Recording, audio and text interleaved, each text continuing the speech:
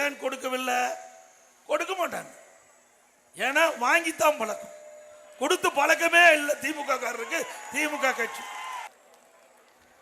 அதே போல இன்றைக்கு கிராமத்திலே வாழுகின்ற மக்கள் ஏழை நடுத்தர மக்கள். ஆக அவர்கள் பெரும்பாலும் அரசு பள்ளியிலே நம்முடைய மாணவர்களை சேர்த்து படிக்க வைக்கின்றார்கள்.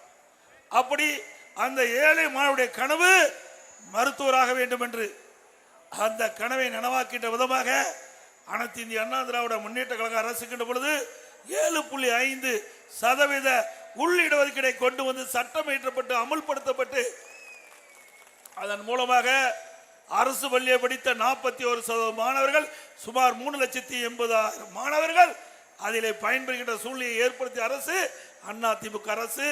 இன்று இந்த திட்டத்தின் மூலமாக 2818 அரசு பள்ளியை படித்த மாணவர்கள் மருத்துவக் கல்வி படிக்கிறாங்க.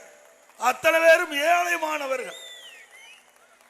அவர்களுக்கு மருத்துவக் கல்வி கட்டணத்தை அரசாங்கமே செலுத்தும் என்று அறிவிக்கப்பட்டு ₹1 செலவில்லாம அரசு பள்ளியை படித்த ஏழை மாணவர்கள் இன்றைக்கு மருத்துவராக கல்வி கற்றுக் கொண்டிருக்கின்ற அந்த திட்டத்தை கொண்டு வந்து நடைமுறைப்படுத்திய அரசாங்கம் அதிமுக அரசாங்கம்.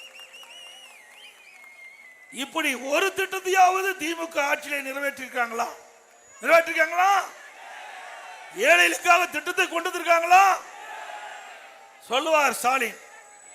திராவிட முன்னேற்ற கழக தேர்தல் அறிக்கையிலே மாதந்தோறும் குடும்ப தலைக்கு 1000 ரூபாய் வழங்கப்படும் என்று அறிவித்தோம், அதை கொடுத்தோம் என்று சொல்கிறார். எங்கு கொடுத்தாரு?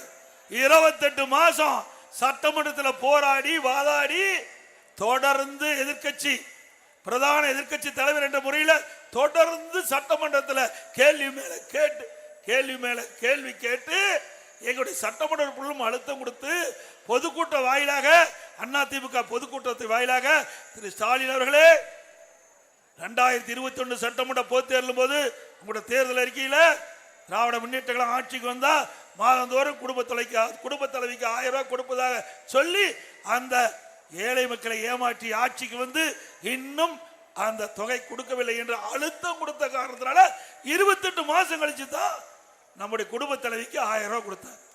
அந்த குடும்ப தலைவருடைய கஷ்டத்தை பார்த்து கொடுக்கல, அதிமுக கட்சியுடைய அழுத்தத்தை பார்த்து தான் கொடுத்தார். இப்போ 30 லட்சம் பேர் கொடுக்குறேங்கிறார். ஏன் முத கொடுக்கல? இப்ப மக்களுடைய செல்வாக்கு இழந்துட்டாரு திரு ஸ்டாலின். கட்சிக்காரருடைய செல்வாக்கு இழந்துட்டார், வேற வழி இல்ல. அதனால விதிகளை தளர்த்தி 30 லட்சம் பேருக்கு மேலும் கொடுக்கப்படும் என்று அறிவிப்பு கொடுத்து மனு வாங்கிட்டு இருக்கார். இன்னும் எத்தனை மாசம் இருக்குது? 8 மாசம் இருக்குது.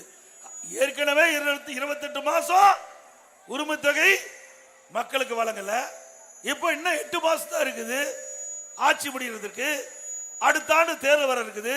அதை மையமாக வைத்து மக்களை ஏமாற்றி அவர்களை வாக்குகளை பெறுவதற்காக தந்திரமாக ஸ்டாலின் மாடல் அரசு இந்த அறிவிப்பை வெளியிட்டு இன்றைக்கு 30 லட்சம் பேருக்கு இன்றைக்கு மாதந்தோறும் அந்த குடும்ப தலைக்கு 1000 ரூபாய் கொடுப்பதாக அறிவித்திருக்கின்றார்.